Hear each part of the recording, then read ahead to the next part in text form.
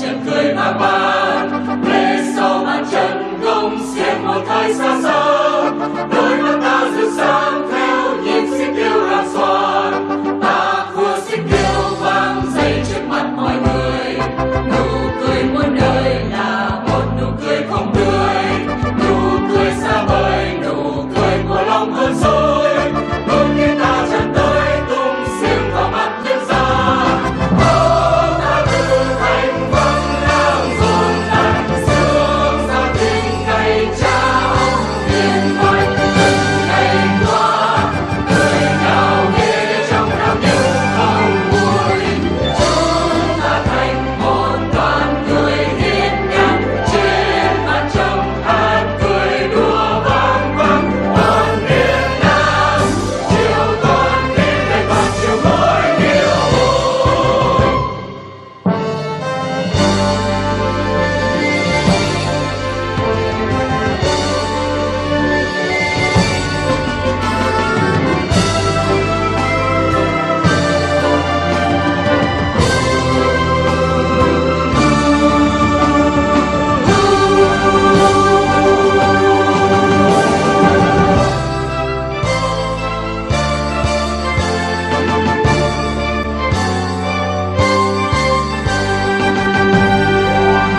Như dòng dẫn di tràn trên đó lửa hồng, mặt lạnh như đồng bùng nhiên về một xa xăm, da trắng mồ hôi nhẹ nhàng cuốn bóng nước tươi, ôm đất nước gì bao ta cười dưới ánh mặt trời. Ta quyết cho con ta còn tiếp tục làm người huy hoàng phải chọn làm người dân Nam, làm người ngang tàn niềm mặt mày của trường gian. Với những ai gục xuống ngồi dậy hùng cường đi lên, ta tự thành vâng lang dồn lại sương ra tình ngày cha ông hiền mạnh. Would you sit down, please, gentlemen?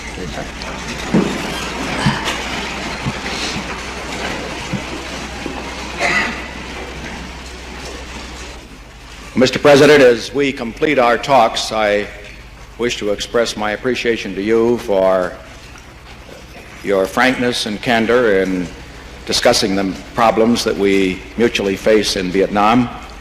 And I know that you share with me the sentiments that were expressed in our communique, which has already been distributed to members of the press.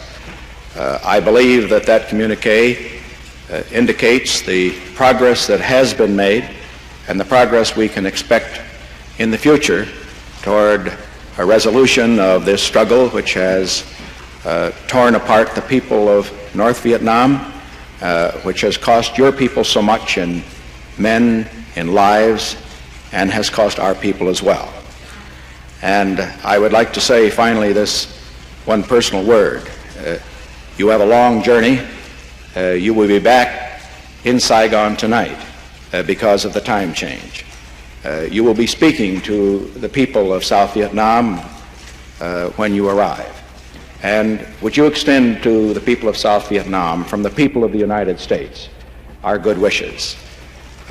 We know how they have suffered. We share with them the tragedy of war. We want for them what we have for ourselves, the blessings of peace within our own country and within your own country. Mr. President, thank you very much for your very comfortable words. I can say that our first meeting here in Midway is very useful, and it's not like some speculation before I arrive here that there is some difference between President Nixon and President Thiệu, and I have to come here to dissipate or to discuss again on those differences. It's not true. I come here for more understanding and closer cooperation, for more common position between President Nixon and I. It's not for difference, because we have had no difference before. You may mention about the 8-point program of President Nixon for peace. I ask you to remember that immediately after the President Nixon have his speech, I said that it's consistent with the position of Vietnam, and it's very consistent of my 6th point. So we have close consultation before, and we have a very close understanding on that. So I come here to discuss with President Nixon to have better cooperation and to have a better common position. I think in the future, when the circumstances demand and when we have opportunity, we may agree together to meet again. So I think it's the best way to have closer cooperation between two governments and two people. Never forget that the blood and the human life are precious to anyone, to any people, at any time.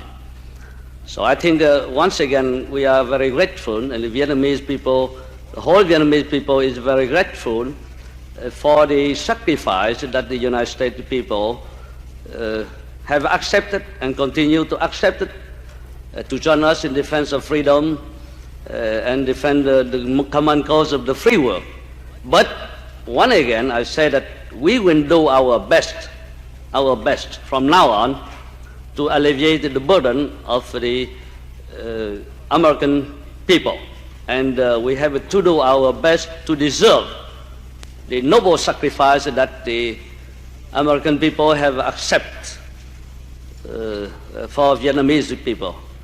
And once again, I hope you understand well my English, and I'm ready to leave for Saigon, and I sincerely thank President Nixon for the useful talks, for the heartfelt welcome, the hospitality of the people in Midway Island. It's the first time I know this, and it's very interesting. And I think that you may join us to share the success of this meeting. Thank you.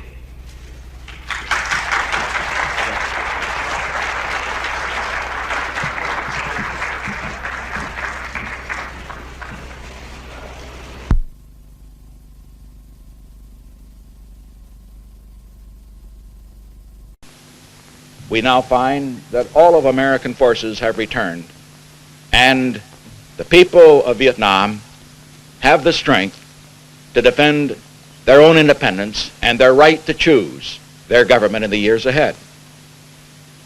We know that this would not have been possible without the courage and also the leadership that you have displayed in providing an example for the people of your country and the courage that they have exemplified and the sacrifices that they have made.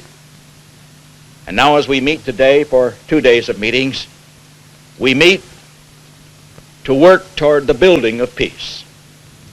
A peace for your land, which has suffered so much, and your people who have suffered so much. And a peace as it is built there, which can contribute to lasting peace in the world.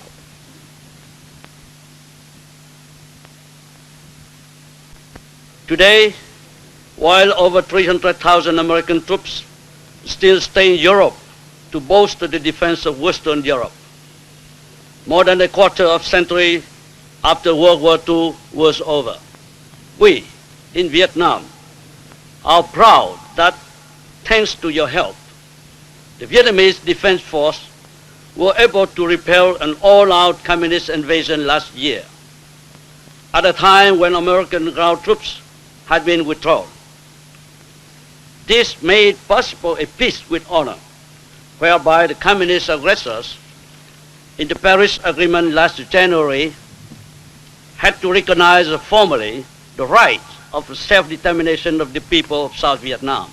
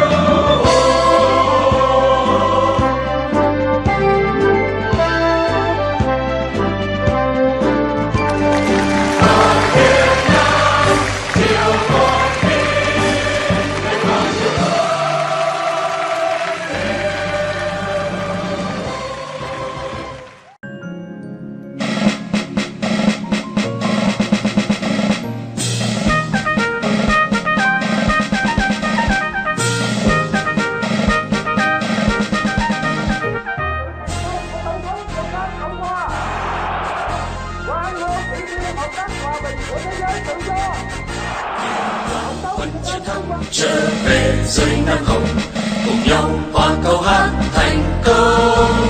Lớp lớp xanh phai màu thấy phất phơ ngàn đầu, màu cờ tung bay trước gió.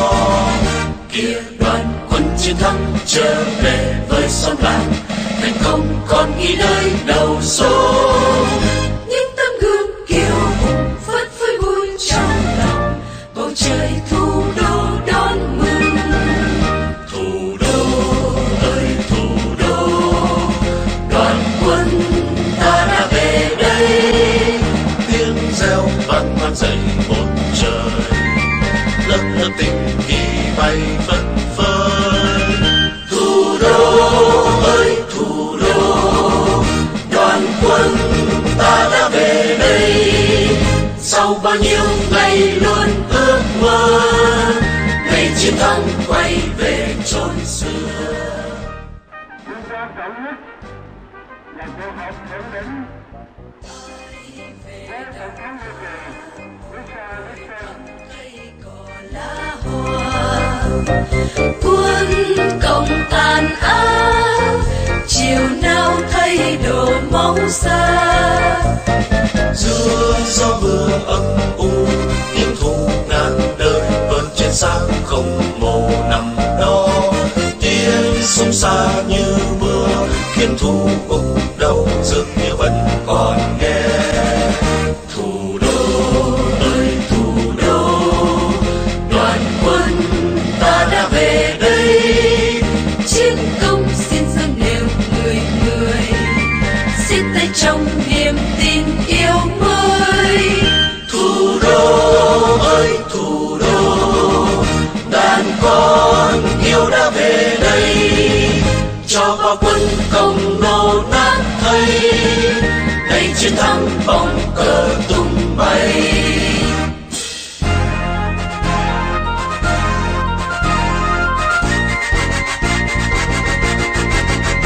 Kìa đoàn quân chiến thắng trở về dưới nắng hồng, cùng nhau hòa câu hát thành công. Lớp lớp xanh phai màu thấy phất phơ ngàn đầu, màu cờ tung bay trước gió. Kia đoàn quân chiến thắng trở về với xóm làng, thành công còn nghĩ nơi đầu số. Những tấm gương kiêu hùng phất phới vui trong lòng, bầu trời thủ đô đón mừng. Thủ đô ơi thủ đô, đoàn quân ta đã về đây. Tiếng reo vang vang dậy một trời, lớp lớp tình kỳ bay phất phới. Thủ đô ơi thủ đô, đoàn quân ta đã về đây. Chiến công xin dâng đều người người, xiết tay trong niềm tin yêu mới. Thủ đô ơi thủ đô, đàn con yêu đã về đây. Cho bao quân công nô nát thây, ngày chiến thắng bóng cờ tung bay.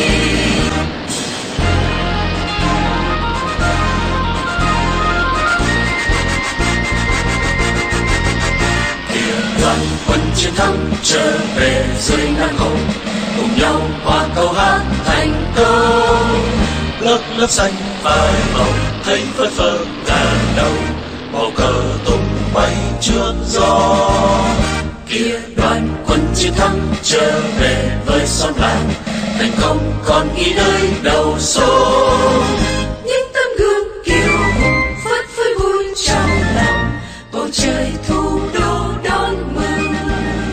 Thủ đô ơi thủ đô.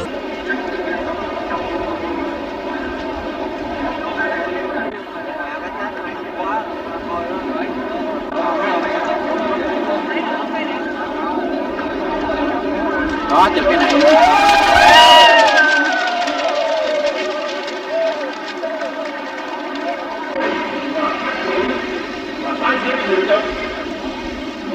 Thì sự kiện sợ đó sẽ lại càng được nhiều hơn, để rồi là phải sốt sắng trong cái vấn đề phòng thủ. Thì công ty sang cái thao lê này